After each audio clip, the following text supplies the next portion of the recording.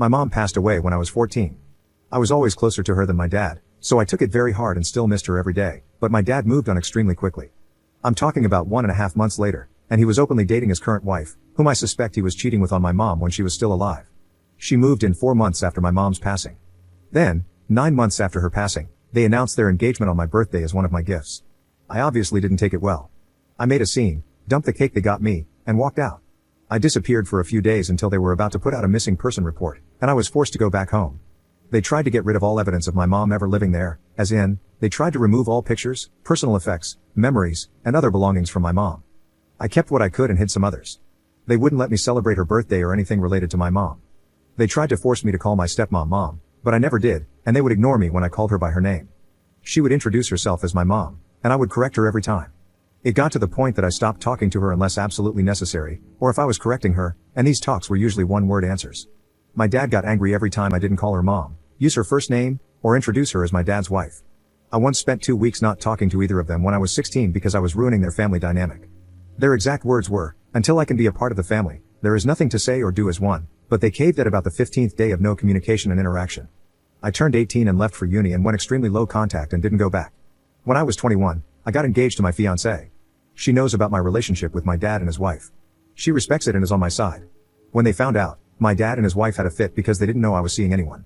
My dad's wife posted on social media, saying she was excited that her son, aka me, was getting married with a bunch of other things, mentioning she can't wait until she becomes a grandma. I made a short post saying I am not and will never be her son, and she won't be a grandma to any future kids. My dad got mad, saying I was disrespecting my mother and embarrassing her. I asked who we were talking about because my only mother was my bio mom. And at this point, I lost both of my parents on that day when I was 14. That was 3 years ago, and we went back to low/no contact. Now, my wife is about 8 months pregnant, and they randomly showed up at my house, even though I never gave them my address. They wanted to talk and meet my wife, but I didn't let them in and told them to turn around and go back to where they came from. But apparently, they decided they wanted to move to my city/state to be closer and repair the relationship between us. She said she missed her son and wanted to be a better mom and grandma. I called them delusional, told them to leave, and slammed the door. They then bought a house about 5 minutes away from us. This has all been way too much for me, and my therapist wants me to let them in, but I would rather cut all contact. It wouldn't be so bad if they just would stop trying to replace my mom and act like she never existed. I honestly don't know much about my dad's wife. I don't even know if I know who my dad is anymore. My wife is struggling to support me emotionally and doesn't know how to help. Please, internet strangers, how do I convince my dad and his wife that she is not and will never be my mom? Update 1. To answer some questions and to clarify, my wife, our unborn child, and I are doing well overall. My wife is over being pregnant at this point, and our child should be here in the coming weeks. I did find a new therapist. I called to cancel the rest of my appointments on the books, and he did not take that well, so I have put in a complaint. I met with my new one, and I like her a lot better. I feel like I'm actually being heard and getting the help I need. I want to make this clear, I am 24. My dad's wife is 38, 14 years older than me. My dad is 52, 14 years older than his wife. So when she entered my life, I was 14, and she was 28. There were also theories about how my dad might have had something to do with my mom's passing. That is not the case, but I still believe they were together before she passed. I am investing in a security system, but it will be a few weeks until they can install it. For now, we have a doorbell cam and some cheaper cameras. As for social media, since the post about her being excited about being a grandma, and my wife and I getting engaged, we have locked down all social media. My wife and I are not active on any platforms anymore, except for messaging or sharing pictures. And we found the leak as well. It was my brother-in-law, my wife's sister's husband. We had a family dinner where we had planned on working on the birthing plan. Brother-in-law was insistent on being there, which was odd as he was not a part of it to begin with. While we were waiting for my mother-in-law to get home, I shared what happened between my dad and how it made me and my wife feel, and brother-in-law got visibly uncomfortable. When I called him out on it, he denied it, but it was obvious. Sister-in-law called him out, and he broke down. He said he had been talking with them because we needed all the family support we could get, and that they deserved to know their grandbaby. This caused an argument, and it ended with sister-in-law moving out and staying with us. They have no kids and have had some issues. I think it is over for them, and I definitely will not be ever trusting him. Our birthing plan has been locked down now and made secure, but we have some just in case of crazy showing up plans. Everyone who needs to know the details knows. Now, it is surprisingly hard to get a protection order. Where I live, it is heavily dependent on violence or physical contact. Technically, what they have done is not against the law yet. They are perceived as no real danger at this time since there were no threats made, and they left when asked to. They have free will to move wherever they want. Also, since a family member gave another family member my address, it is fair game. In regards to grandparents' rights, it is only applicable when my wife and I have lost custody or are unable to care for them, but my mother-in-law and father-in-law will be taking on that role if needed. My wife and I are not currently in a position to move. We just bought our house when interest rates were low, and my in-laws helped with the down payment. It is nothing massive, but it is home and perfect for our starter family. My dad and his wife are unable to have kids. I don't know from which side it made it impossible, so that may be why the constant pressure. I did write my dad a letter summing up why I want no contact, how I feel about what they did, and emphasizing that his wife is not my mom and never will be. If I feel like giving them a chance, it is on me and my family's terms, specifying that my family is me, my wife, and any possible children moving forward. They are not to talk to my wife or me at any time unless it is through our lawyer. He can decide what information to pass on. They are not welcome around us at any point, including our house, school, daycare, social gatherings, birthdays, Christmas, BBQs, etc., as well as in public. We are strangers. Keep space and act like we don't exist. If they break this, they will get a follow-up letter, up to and including a protection order. The letter was quite long. Our lawyer looked it over, and my wife and I signed it. Then he signed it as well, and it was notarized. We made legal copies for all of our records.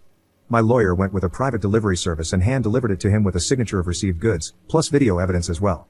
So far, so good on that end. I'm now focused on my wife and soon-to-be child. I hope I'm ready. I know how not to be a father, so there is that. Is there anything else I should do or think of to protect my family? Update 2. In the weeks leading up to my wife giving birth, things were stressful. I ended up having my first panic attack, which was not fun. My wife helped me through that one. Brother-in-law tried to apologize and get back with my sister-in-law, but messed it up by trying to explain himself again on how he was in the right by reconnecting my parents and my family. After that, their divorce has been moving quickly. My wife giving birth was an amazing experience, for me. The moment I held my child for the first time amazed me. How can I love something so tiny, and whom I just met, so much so quickly? Both the baby and my wife are doing really well. My wife started saying she feels like a cow. I'm not sure how to make her stop, but she keeps randomly mooing at me. My dad and his wife tried to show up at the hospital. Still not sure how they found us or knew where we were, but staff blocked them and covered for us. As a bunch of you said, we would start running into them randomly around town, mainly in grocery and shopping stores. Even if I drove out of my way, we would sometimes bump into one or both of them. Law enforcement still says they are not doing anything against the law and don't seem dangerous or malicious. We did our best to ignore them, stay home, or have a family member get the items. My therapist has sure earned her paycheck in the last few months. My lawyer is trying their best, but the laws, I feel, are against us. Innocent until proven guilty, or in this case, nothing is dangerous until after it is, or hurry up and wait until something bad happens, then we might do something. It is super frustrating. We also moved. Now, I never want to do that again. Good family helps, but with a newborn and crazy people around, it was stressful. I know it doesn't sound possible, and I'm still in disbelief, but my in-laws are amazing and got us in contact with a friend of theirs. Long story short, these friends wanted to downsize since all of their kids moved out. They told my in-laws and brought them over, and we ended up coming up with a really good deal. Our new home is bigger, on more land, but needs a lot of work. It is old and outdated, but we have been making it ours. Since moving, we had not seen my dad or his wife. That was until about 2 weeks ago. I was going to update and write all of the above, but then my lawyer contacted me, saying my dad reached out and wanted to talk. I tried to say hard pass, but they advised me by saying, I think it would be in your best interest, so we set up a date and time in public. 3 days later, at a coffee shop, we met up. Even though we were early, they were waiting for us. It was just my wife and me, and also a paralegal from my lawyer's office undercover. I could see the disappointment in their eyes that our child did not come with us. It started awkwardly. They initiated some small talk, but I just said, what do you want? Well, my dad's health is not well and is going downhill steadily. He may have 2 years at most. They showed scans, doctor's notes, tests, and other items to prove it. I was quiet the entire time they talked, and all I could think about is, that sucks for him. It was like getting news that someone you knew of when you were a child passed away. For me, no real emotion or feelings because I feel like I didn't have a real connection with them. My wife knew I was irritated and tried to silently calm me down.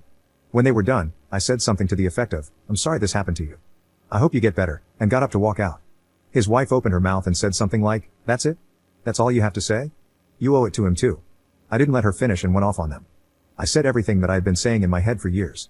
A practiced monologue I started when I was a teen. Highlights include but are not limited to, how he owed me more than anything, how he ruined any type of relationship the moment he started thinking with his lower half, when he tried to erase my real and only mom, neglect, abuse, over-punishment, the works. Then, I finished with my real mother, who passed away when I was 14. Pretend I did as well because that is when he, my dad, also checked out of my life. Now, looking back, I find it in a way funny that my 5'4" wife was holding back a 6'3", 200+ guy, but they kinda looked like fish opening and closing their mouths. My wife then escorted me away. When we got to the car, I had my second panic attack. I'm struggling, but working through it. When my wife notices me zoning, she just hands me our child, and things get better. Sorry for the long read if you are still here. I hope you all have a wonderful day, and may your life be blessed.